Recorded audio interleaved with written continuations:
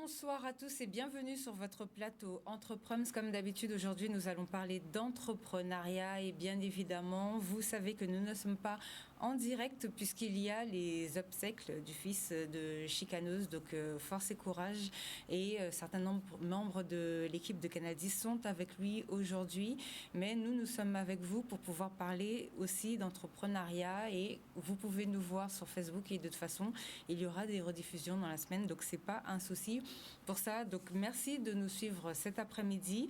Nous recevons sur le plateau deux nouveaux invités. Nous allons vous présenter une dame dans quelques instants qui vient pour la première fois aujourd'hui sur notre plateau et bien évidemment nous vous avions annoncé sa présence la semaine dernière avec nous Monsieur Biram qui va nous faire un point sur ce qui se passe au niveau du rectorat, cette histoire de masques, ce qu'ils ont vu, ce qui va être mis en place et ce dont ils ont discuté puisque la dernière fois qu'on en a parlé, il était lui-même en réunion. Donc il va nous donner toutes les informations. Bonsoir Monsieur Biram, vous allez bien ? Bonsoir à tous les auditeurs et à tous les téléspectateurs de Canal 10, que je salue comme d'habitude, avec beaucoup de plaisir. Alors comment ça se passe pour nous, rapidement, comment ça se passe en ce moment au niveau du rectorat ? Donc alors pour le moment au niveau du rectorat, on est encore dans une situation relativement floue. Donc il faut bien comprendre que les choses ont commencé lorsque notre rectrice, elle a décidé, je dirais suite à une injonction ministérielle, de mettre des masques pour les enfants du primaire, les enfants de 6 ans à 11 ans, alors que jusqu'à présent, les masques étaient réservés pour les élèves du collège et du lycée. Et là où effectivement, on pense qu'elle a fait une grosse erreur, c'est-à-dire, elle aurait peut-être dû, même si c'est un ordre du ministre, elle aurait peut-être dû voir avec tous les partenaires sociaux, notamment les parents d'élèves, parce que les parents d'élèves sont quand même les premiers qui sont impliqués dans cette affaire-là, et peut-être leur annoncer les nouvelles, leur expliquer, faire un dialogue, ce qui n'a pas été fait. Et effectivement, lorsqu'elle a fait cette annonce, il y a un certain nombre de parents d'élèves qui ont d'ailleurs monté un collectif et qui se sont érigés contre, je dirais, cette information, en disant que de toute façon, les enfants de 6 ans portent très mal le masque, porteraient très mal le masque, et ces enfants-là ne sont pas aussi contaminants que ça. Et en plus, il y a un certain nombre de risques par rapport au fait qu'il y ait des élèves qui soient asthmatiques ou bien qui ont d'autres comorbidités. Et suite à ça, donc lorsque le feu a vraiment commencé, c'est vrai qu'elle nous a reçus, nos organisations syndicales, on en a discuté, mais c'est vrai que jusqu'à présent, on n'a pas encore trouvé une solution viable pour pouvoir, je dirais, désamorcer cette situation. Donc alors, pour le moment, on lui a quand même fait un certain nombre de remarques, notamment, si masque il y a, nous, au niveau de l'UNSA, on ne dit pas qu'il faut qu'il y ait des masques ou pas, parce que nous ne sommes pas des scientifiques. Compétents pour ça, nous ne sommes pas compétents, mais en fait, on dit quand même, si masque il y a, décider que les enfants n'auraient que 2 masques dans la journée, c'est pas viable. Il faudrait au minimum 4 masques, parce qu'on sait très bien que ce sont des enfants qui sont relativement jeunes et qu'à chaque récréation, ils touchent, ils enlèvent, etc. Et on sait que le masque n'est efficace que si effectivement il y a une partie qui n'est jamais touchée. Oui. Voilà. Donc c'est soit on le fait bien ou soit on le fait pas du tout. Soit on le fait bien, soit on le fait pas. Si on le fait, il faut aussi, comme je viens de le dire, qu'il y ait suffisamment de masques pour que effectivement les enfants soient couverts entre guillemets toute la journée. Et ce que nous avons dit aussi, c'est que à partir du moment où ces masques-là, où le coût financier est pris en charge par les parents, nous estimons que c'est pas normal, même si on est un syndicat d'enseignants, parce que si on estime que le masque est obligatoire parce que c'est un problème sanitaire, cela veut dire problème sanitaire, le coût doit être pris en charge par les collectivités, par l'État, notamment si c'est au niveau du primaire. Ça devrait être les collectivités municipales, en fait les mairies, éventuellement avec une aide de l'État, mais en fait il n'est pas question que certains parents parce que visiblement il y a des parents qui n'auront pas suffisamment d'argent pour pouvoir effectivement faire ceci de façon... Sachant qu'il y a d'autres enfants. Voilà.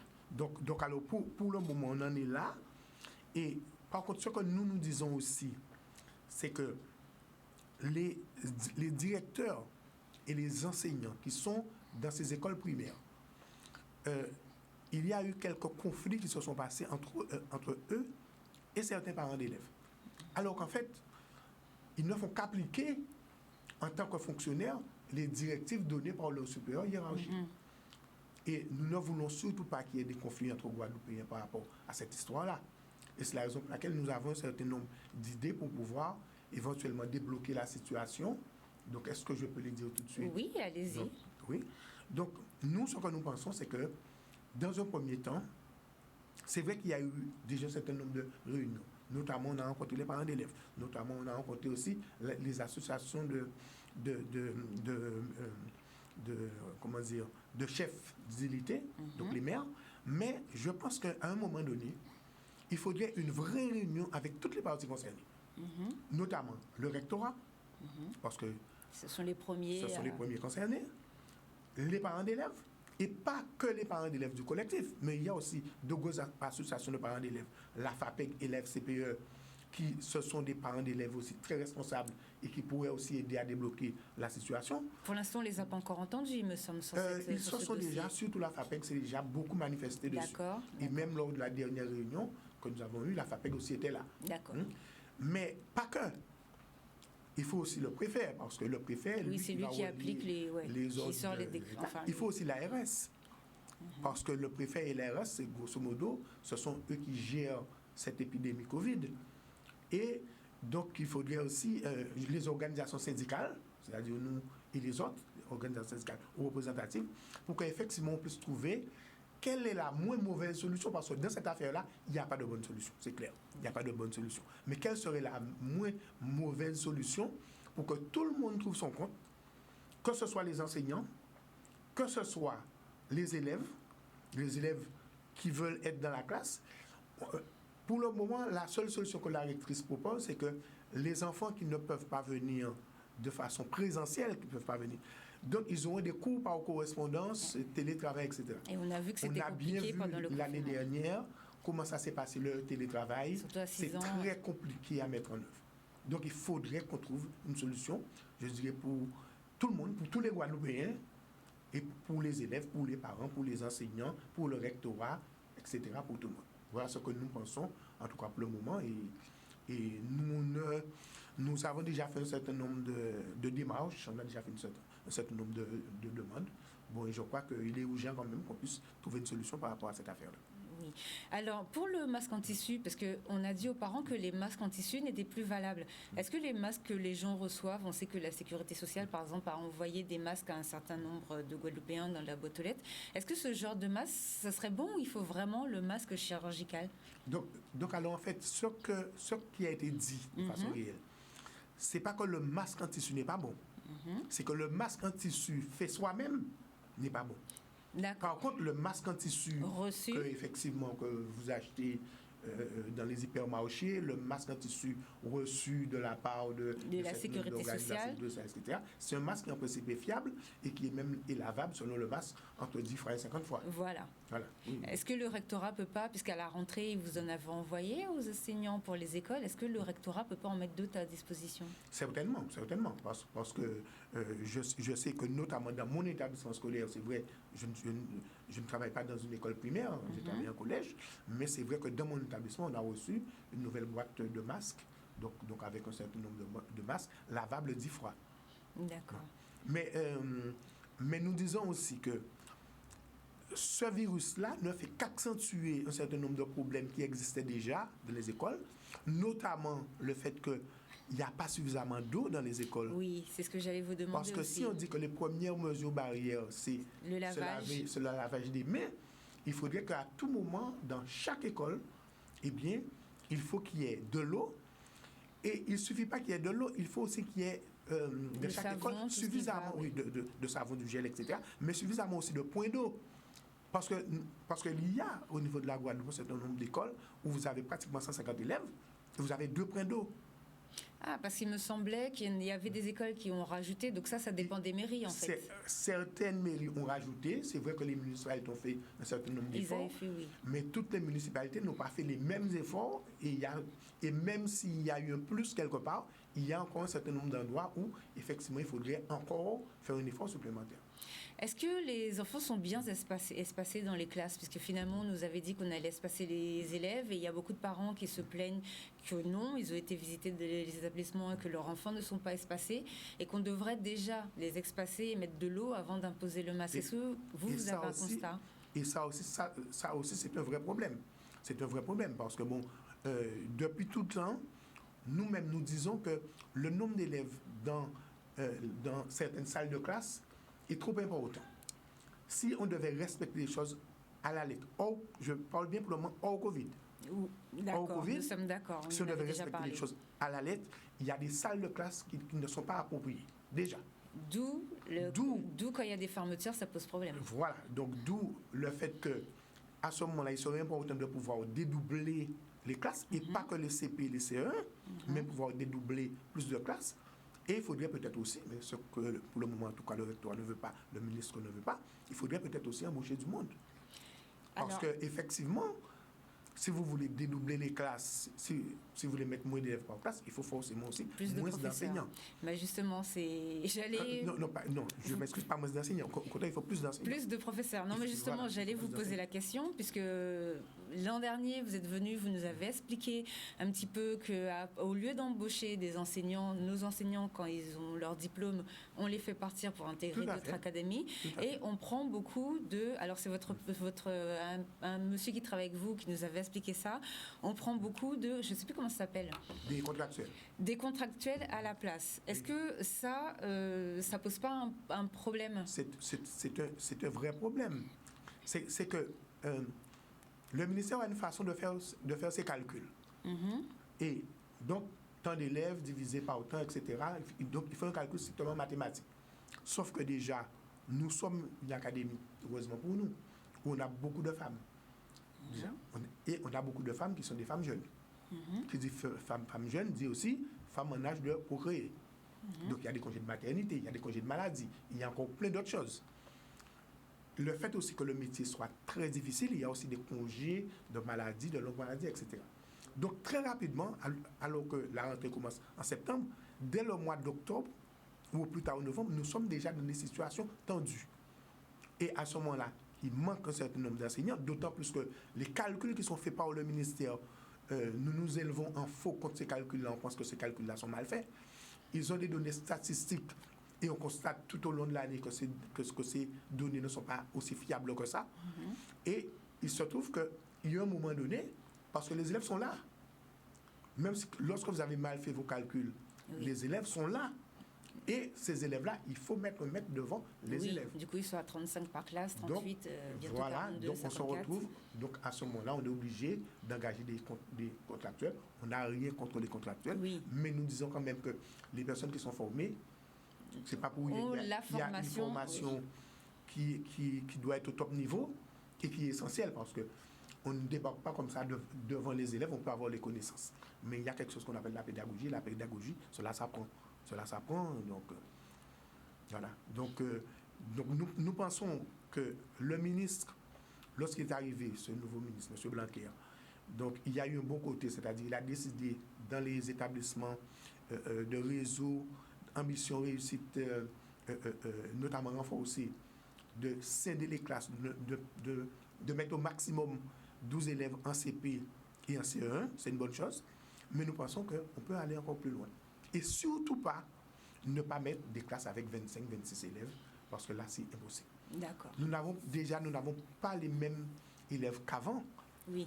Il faut dire qu'il y a une vingtaine d'années, vous auriez pu avoir 100 élèves dans une classe. Tout le monde était silence radio, on faisait des mouches, etc. Or, maintenant, l'enseignement même veut que ce soit interactif. C'est-à-dire que lorsque c'est interactif, c'est plus intéressant aussi pour les enfants. C'est-à-dire que le professeur parle, il pose des questions, les élèves répondent, mais il faut pouvoir gérer ça aussi. Et lorsque vous avez trop d'élèves dans la classe, c'est ingérable. Donc voilà, et c'est la raison pour laquelle c'est un combat que nous, au niveau de l'UNSA, nous menons déjà depuis un certain temps et que nous continuons à mener.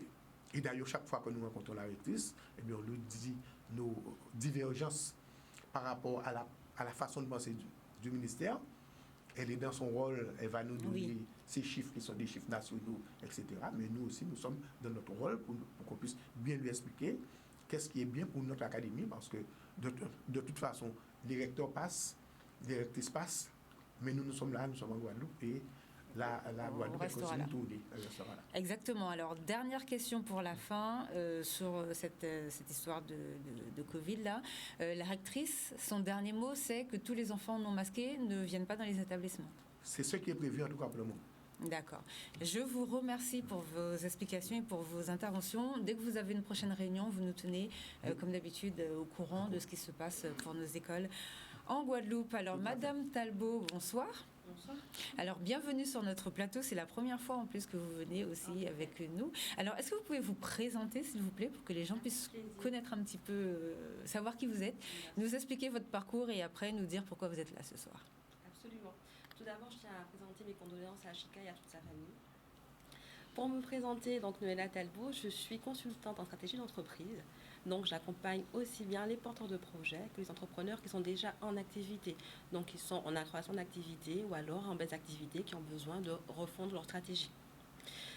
Mon parcours est assez varié. C'est pour ça d'ailleurs que ça me permet d'accompagner pas mal d'entrepreneurs dans tout secteur d'activité, puisque j'ai commencé en tant qu'inspectrice qualité, j'ai ensuite évolué dans le secteur de la santé en tant qu'infirmière, et j'ai terminé en tant que commerciale, puis cadre à SNCF. Ah ouais. Voilà. Effectivement, c'est oui. C'est très varié. Mais c'est bien en plus. Exactement. Très diversifié, c'est ça. Alors expliquez-nous tout ça. Eh bien, écoutez, je suis partie il y a maintenant 15 ans, partie pour les études.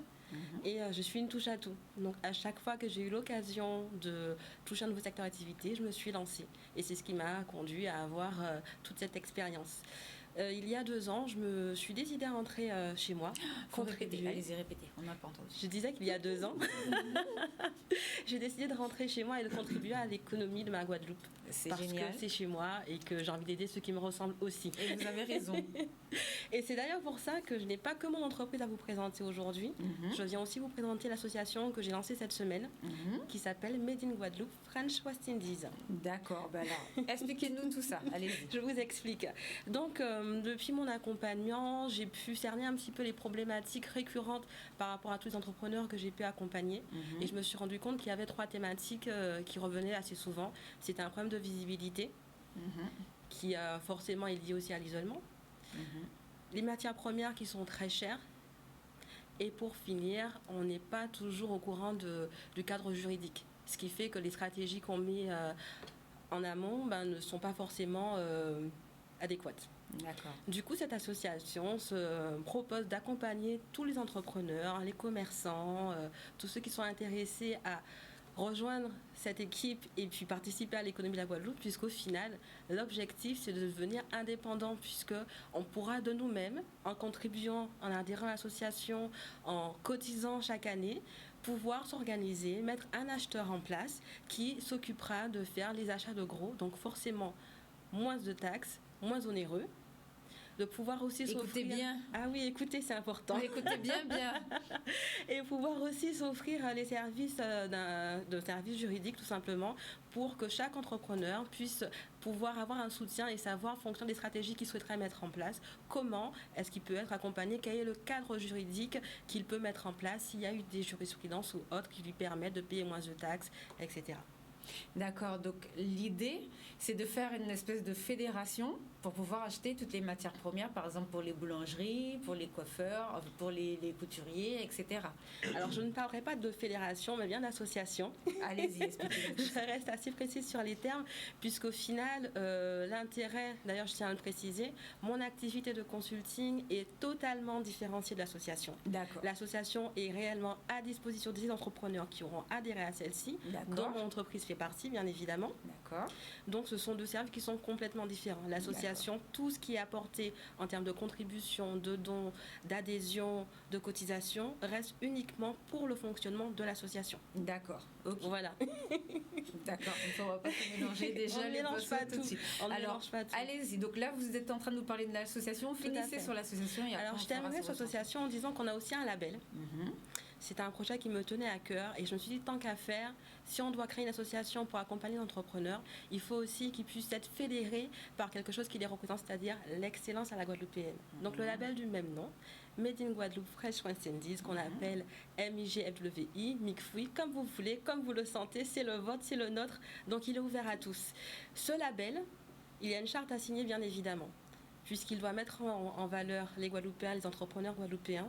Il est dirigé vers les Guadeloupéens, ceux qui sont nés en Guadeloupe, ceux aussi qui ont élu domicile, qui ont leur résidence principale depuis plus de 5 ans en Guadeloupe. Ah, ça c'est bien, ça faudra en faire une loi d'ailleurs. Il faut être ouvert. Oui. Je vous invite à aller sur les réseaux sociaux. C'est ça. Il n'y a pas de raison que nous, on ne puisse pas revendiquer ce qui nous appartient et être priorisé. Je ne dis pas qu'on doit être fermé. On est à l'heure du développement international. Exactement. Mais on doit aussi passer en premier, selon moi. C'est une très bonne chose. Donc voilà, donc il y a l'association, il y a le label. Pour être labellisé, il faut forcément être adhérent à l'association. Être adhérent à l'association ne veut pas forcément être labellisé.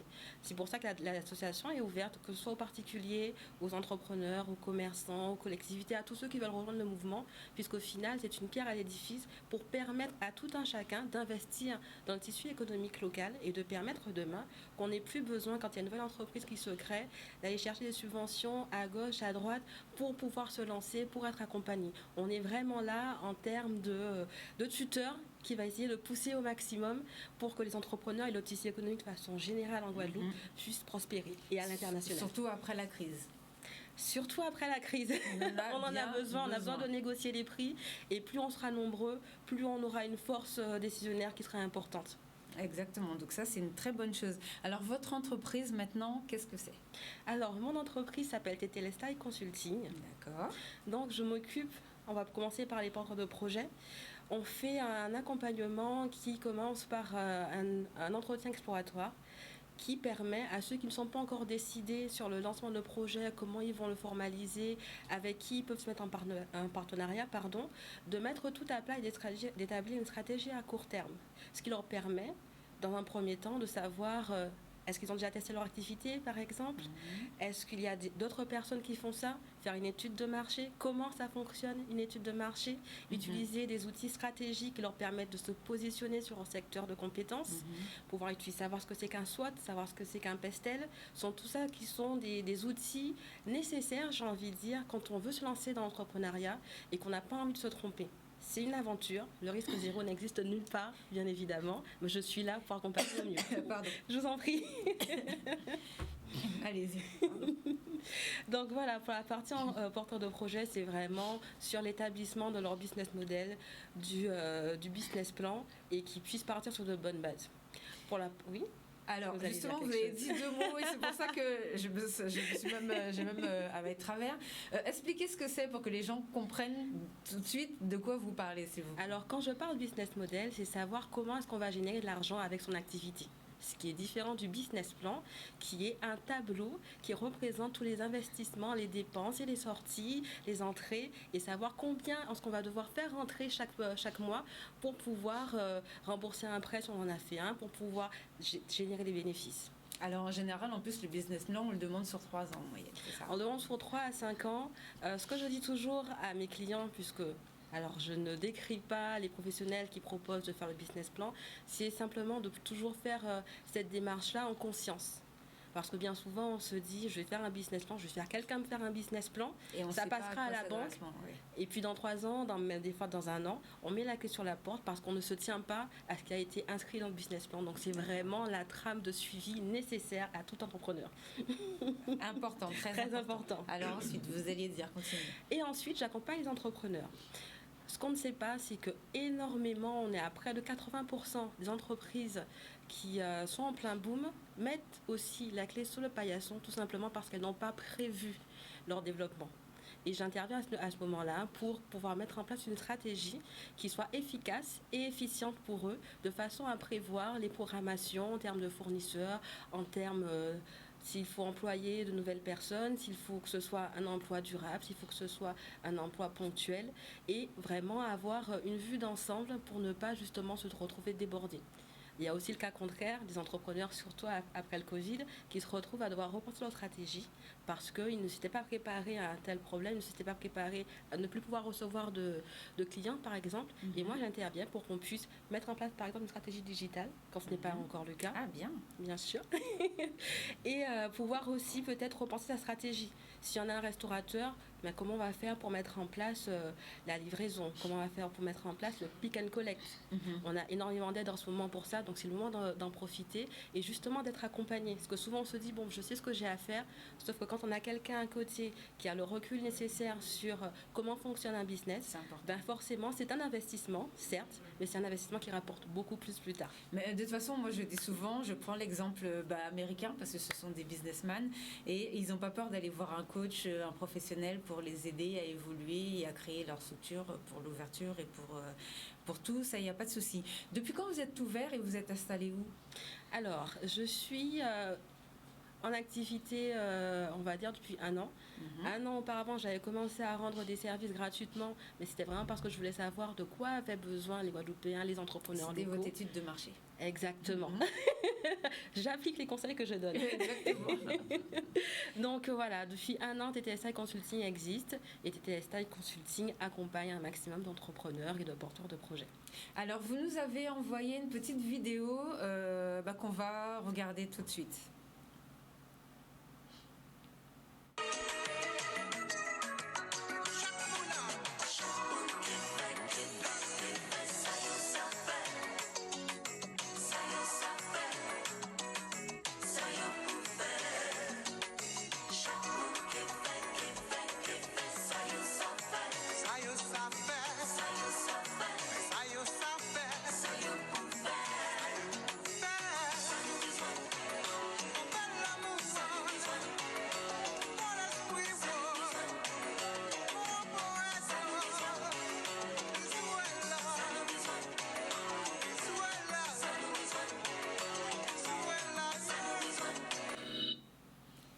Alors en plus avec le hashtag qui va avec, donc c'est le hashtag MIG pour le Made in Guadeloupe, FWI. Alors concrètement, ça veut dire quoi FWI et pourquoi tout le monde l'utilise?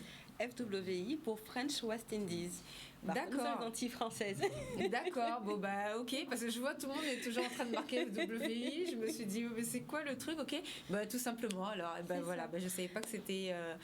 donc en fait ils ont utilisé tout simplement les initiales. Exactement, et j'ai choisi de justement mettre le FWI parce que c'est un modèle qu'on aurait pouvoir reproduire pour n'importe quelle autre région, que ce soit pour la Martinique, la Guyane, d'autres îles de la Caraïbe, mais n'importe quelle région française tout simplement.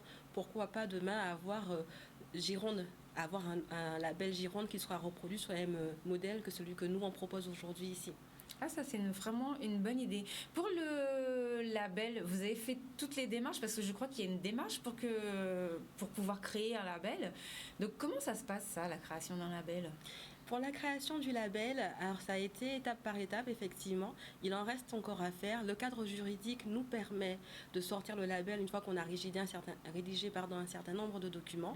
Ceci étant, pour pouvoir le proposer à l'international, il va falloir passer devant une commission. Et on attend justement qu'il y ait suffisamment d'adhésion, générer suffisamment d'argent pour pouvoir homologuer le label et le proposer à l'international. Alors, les artisans, par exemple, si moi je suis dans l'artisanat aujourd'hui, que je fais des produits guadeloupéens, comment je sais si mon produit peut correspondre, peut être labellisé? Qu'est-ce que je dois faire? Alors, la première étape, c'est d'adhérer à l'association. D'accord. Deuxième étape, c'est qu'on a une charte qui est en ligne et qui est accessible à tous. Oui, parce que vous avez dit que tous les membres ne sont pas labellisés, forcément. Exactement. Donc, il faut pouvoir répondre aux critères de la charte. Donc, comme je vous disais tout à l'heure, être soit né en Guadeloupe ou alors avoir sa résidence principale depuis plus de 5 ans. Prioriser le recrutement local avant de chercher soit dans l'Hexagone ou ailleurs.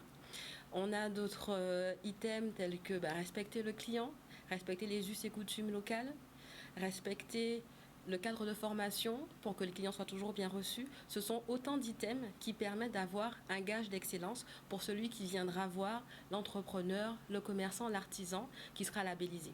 D'accord, ça va au-delà du, par exemple, fait avec du fruit à pain, plus du sucre de canne, plus, ça va vraiment au-delà des produits qui sont vraiment des produits guadeloupéens pour la création du produit Tout à fait. Que l'artisan va vendre après. Tout à fait. En fait, c'est une approche globale qui permet autant d'authentifier que la prise en charge est respectueuse de l'hygiène, respectueuse de la qualité et respectueuse aussi de la clientèle.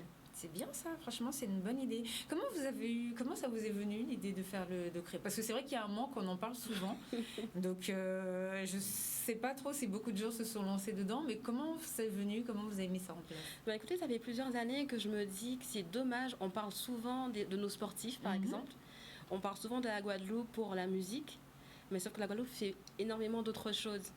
Et sans pour autant délaisser le sport, la culture, la musique, il faut aussi qu'on puisse mettre en avant tout ce qui vient de chez nous. Et je me suis dit, mais on a le label rouge, on a tout un tas de labels. Pourquoi pas un label qui nous représente nous et dont tout le monde soit fier? Parce que pour pouvoir rayonner à l'international, il me semble qu'il est important de pouvoir rayonner déjà entre nous. Oui, ça c'est sûr. Et être certifié par un label, ça nous permet de tous nous unir et de dire, voilà, moi j'ai mon label Made in Guadeloupe, je sais à quelle communauté j'appartiens, et quand je vais à l'international, on sait d'où je viens. D'accord. Où est-ce que les gens peuvent vous joindre? Alors déjà pour votre entreprise et ensuite pour l'association. Alors pour mon entreprise, ils peuvent me joindre au 06 90 69 70 47. Ils peuvent me joindre par mail à consultingttlestai@gmail.com. Ils peuvent aussi me joindre par Facebook, pareil, TTSI Consulting, Instagram, TTSI Consulting également. Alors, est-ce que vous pouvez bien épeler manière dont ça s'écrit pour les gens? Absolument. TTLestai, TETELESTAI, Consulting, CONSULTING. D'accord. Alors, comme d'habitude, on va mettre tout ça de toutes les façons sur les réseaux sociaux. Alors, pour l'association maintenant, comment ça se passe? Pour l'association, pour l'instant, j'utilise le même numéro de téléphone parce que tout se fait à fond propre. On vient juste de débuter, donc c'est le même numéro de téléphone, 06 90 69 70 47, ou alors le 06 90 62 83 83. En ce qui concerne les réseaux sociaux, c'est pareil, Made in Guadeloupe, FWI, que ce soit sur Facebook ou encore sur Instagram. Et en ce qui concerne la boîte mail, c'est madeinguadeloupefwi@gmail.com. D'accord. Est-ce que vous avez déjà commencé à rentrer en contact, par exemple, avec les chambres consulaires pour pouvoir communiquer auprès des professionnels ou des choses comme ça? Tout ça est en cours. Ah bon, on va pas trop dévoiler aujourd'hui. On vous fera revenir je vous ferai l'avancement au fur et à mesure. Bon, d'accord, il n'y a pas de souci pour ça. Je voulais vous poser une question. Ah oui, est-ce que vous avez des événements qui vont arriver, des choses que vous allez mettre en place? Absolument. On a une annonce qui est à venir. Vous aurez l'exclusivité bientôt. On attend que tout soit mis, que tout soit carré, ne pas décevoir le public. Donc on vous en fera part bientôt. Mais il va y avoir des événements. Et on attend que vous adhériez, que la communauté puisse se fédérer derrière ce projet et qu'on puisse engranger suffisamment d'argent pour être représentatif et puis partager un maximum d'événements. D'accord. Alors, vous nous avez envoyé une deuxième vidéo qui représente un petit peu, là, cette fois-ci, votre entreprise. On va la voir pour regarder un petit peu. Ça va être la brochure pour l'entreprise. La brochure, la vidéo, c'est la brochure? Alors, les deux vidéos sont sur l'association. Ah, bah, d'accord. Et la brochure, c'est l'entreprise. D'accord. Bon, bah, j'ai mis en avant l'association. C'est une bonne chose en plus. Alors, on va regarder ce que vous nous avez envoyé, la deuxième vidéo.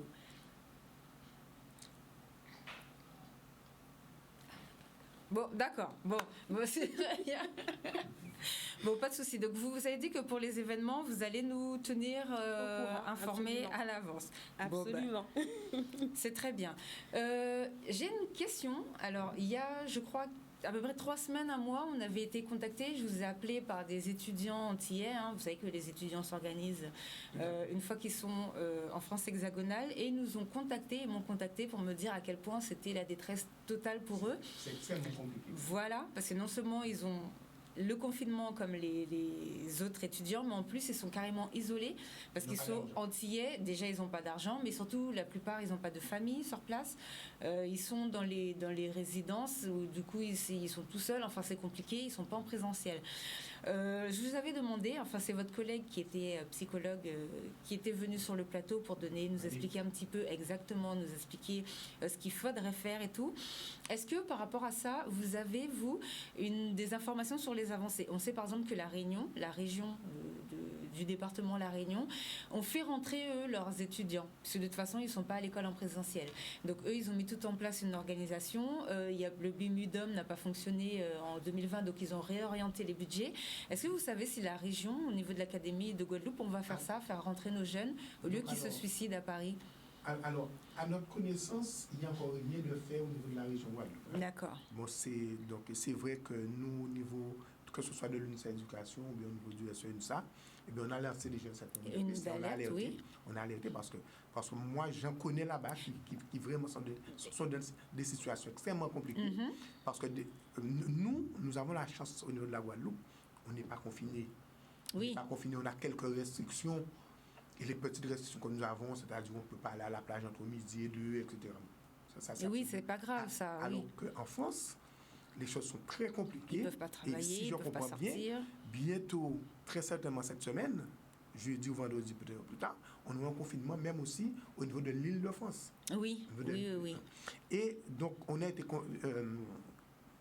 été aussi, contacté par un certain nombre d'étudiants qui ne peuvent même pas bien manger. Oui, c'est ça, c'est exactement ça. Il y a beaucoup d'étudiants qui sont là-bas, qui avaient des petits jobs dans un certain nombre de restaurants, qui faisaient la plonge à droite à gauche, etc., ou dans des cinémas, dans des lieux de culture, etc. Et pour le moment, bon, c'est pratiquement impossible. Toutes ces choses-là sont vraiment fermées. Donc, les étudiants qui ont des parents qui peuvent être derrière, envoyer de l'argent, ça va. Mais sauf qu'on sait, par rapport à la crise, beaucoup de parents eux-mêmes ont des difficultés financières. Voilà. Donc, c'est extrêmement compliqué pour eux. Et effectivement, nous sommes en train de travailler, notamment aussi avec un certain nombre d'associations qui sont là-bas, donc qui sont en France, pour pouvoir aider ces personnes, ces compatriotes, je dirais, le mieux possible. Donc, pour qu'effectivement, ils ne tombent pas dans la détresse, quoi. Oui. Alors, je sais qu'en France hexagonale, certaines enseignes ont mis en place des choses où quand les gens font les courses, il y a 1 euro qui sont reversés à la caisse, puisque le président a mis tout à 1 euro pour les repas du midi et du soir pour les collectivités. Vous avez un retour sur ça ou pas? Vous savez si ça fonctionne bien? Je ne sais pas si ça fonctionne bien. Donc c'est vrai qu'on nous a parlé, et c'est vrai que c'est un plus, mais est-ce que c'est suffisant pour le moment? Peut-être pas encore. C'est vrai, parce que votre collègue nous disait qu'au-delà du confinement, eux, ils sont carrément isolés, quoi. Oui. Effectivement, vous vous retrouvez là-bas, parce que je suis très bien placé pour ça. Parce que j'ai ma fille qui elle-même est là-bas. On a eu de la chance, elle est restée quand même avec nous pendant longtemps. Donc, elle a dû repartir, parce qu'à un moment donné, vous êtes obligé. Donc, on essaye. Moi, je demande la même chose à tous les parents. De parler avec leur enfant tous les jours, prendre contact, etc. Surtout les appeler le maximum. Et s'il y a un problème, effectivement, de pouvoir gérer ça le plus rapidement possible. Parce que être loin de ses parents, loin de ses amis, ne pas pouvoir sortir, ne pas pouvoir acheter ce qu'on veut, etc., ne pas avoir d'argent. Oui. Et même si de temps en temps vous revenez en Guadeloupe, eh bien, il y a un loyer qui continue à payer là-bas. Ça. Effectivement, donc, c'est extrêmement compliqué pour les jeunes. Alors, votre collègue, allez-y, vous allez dire quelque chose. Et moi, je me dis, mieux on sortira de cette affaire-là, de ce Covid ou de cette Covid, eh bien, mieux ce sera pour nous. D'accord, donc votre collègue nous disait que pour elle, si vraiment ça continue comme ça, parce qu'il y a vraiment la vidéo qu'elle nous avait envoyée, il y a beaucoup de jeunes, ils sont vraiment dans la dépression, il y a déjà des suicides, déjà pour ceux qui sont des Français hexagonaux. Donc pour les nôtres, c'est très compliqué que... Si ça continue comme ça, il vaut mieux leur demander de rentrer et qu'ils iront encore l'année prochaine. Est-ce que vous pensez qu'on peut arriver à des cas extrêmes comme ça, où il faudrait faire comme la Réunion, faire rentrer nos jeunes? Je sais qu'il y a d'ailleurs un certain nombre de jeunes qui sont entrés. Qui sont entrés à Noël, qui sont entrés en décembre et qui sont restés en Guadeloupe pendant peut-être 2 mois, 3 mois.